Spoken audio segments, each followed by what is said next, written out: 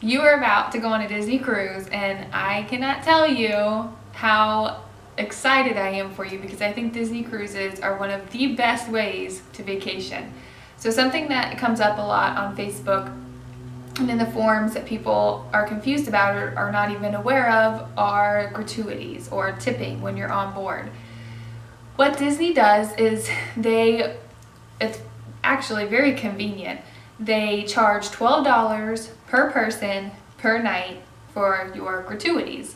These gratuities they're broken up. They go to your room steward, the person who cleans your room twice a day.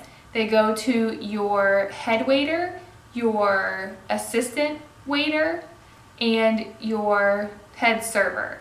So those three people you will see almost every night in the dining room. And then they also work around the ship, like at the buffet, or they work at breakfast time, lunchtime. Sometimes they're just standing in the halls. They're everywhere. But these people get most of their income from tips. So the flat rate is $12 per person per night. So if you're taking a 3-night cruise, then each person in your stateroom will pay $36 total for tips. So how this works is pretty simple. When you are in your stateroom, or if you ever go to guest services to check your account, you'll see that each day they'll charge you $12 per day per person that's in your room, and it'll just be on your account. And at the end of your cruise, you just simply pay off your account and your tips are in there. You can pay it off with cash, credit card, or even Disney gift cards.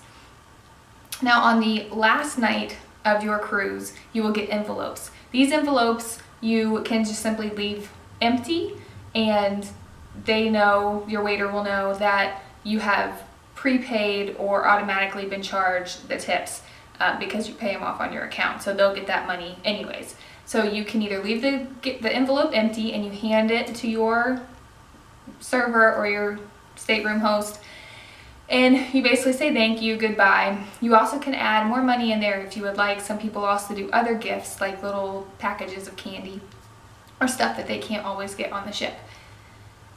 Now if you want, you can give them more tip. You can put more cash in the envelope and hand that to them as well. Even if you forget to do your envelopes or you don't see them anymore, it's okay. They're going to get their tips because you pay it through your onboard account. If you would like, you could also prepay your tips. You can't do that on the website, on Disney Cruise's website, but you can call Disney Cruise Line and just have it paid for ahead of time. When you see it on your onboard account, it will then come up and say like $12 has been deducted from your account, and then right under it it'll say $12 has been added to your account because it's balancing out since you already prepaid for them before your cruise. Now there are some people who do not get those prepaid tips that you will see on the ship or before and after your cruise. So when you first arrive, there will be porters there to get your suitcases from you and to take them onto the ship for you. It's always nice to leave them a cash tip for doing so. And then also room service on the ship is free 24 hours a day, but it's kind of customary to leave them a few dollars when they come bring your food. I've seen a lot of people do like $1 per item or $1 per plate. Whenever we get room service, we usually tip between $3 and $5 depending on what we get.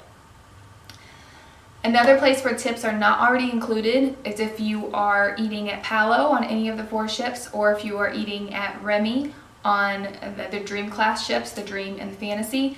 The $30 or more if you're eating at Remy, whatever the flat rate is to eat there in addition, that doesn't include tip.